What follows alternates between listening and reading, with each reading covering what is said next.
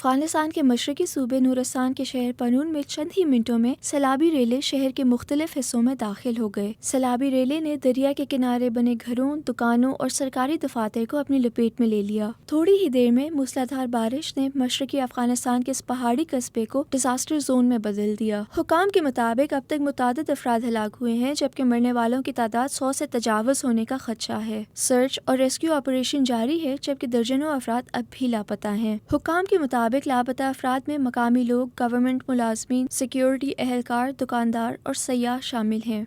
کئی گھر تباہ ہو گئے ہیں اور کئی افراد کی جانیں چلی گئی ہیں۔ کئی افراد جنہیں سیلابی ریلا بہا لے گیا وہ اب بھی ملبے اور کیچڑ کے نیچے دبے ہوئے ہیں۔ ہمارا خیال ہے کہ تقریباً 90% لاپتہ افراد ملبے تلے دبے ہوئے ہیں۔ ہم حکومت، متعلقہ اداروں اور بین الاقوامی تنظیموں سے اپیل کرتے ہیں کہ یہاں آئیں اور ہماری مدد کریں، خاص طور پر لاشوں کو نکالنے میں ہماری مدد کریں۔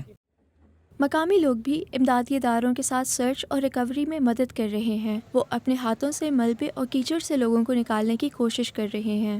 لوگوں کو جانی اور مالی لحاظ سے بہت بڑا نقصان پہنچا ہے۔ بہت سے لوگوں نے وہ سب کچھ کھو دیا ہے جسے بنانے اور جمع کرنے میں انہیں کئی سال لگے تھے۔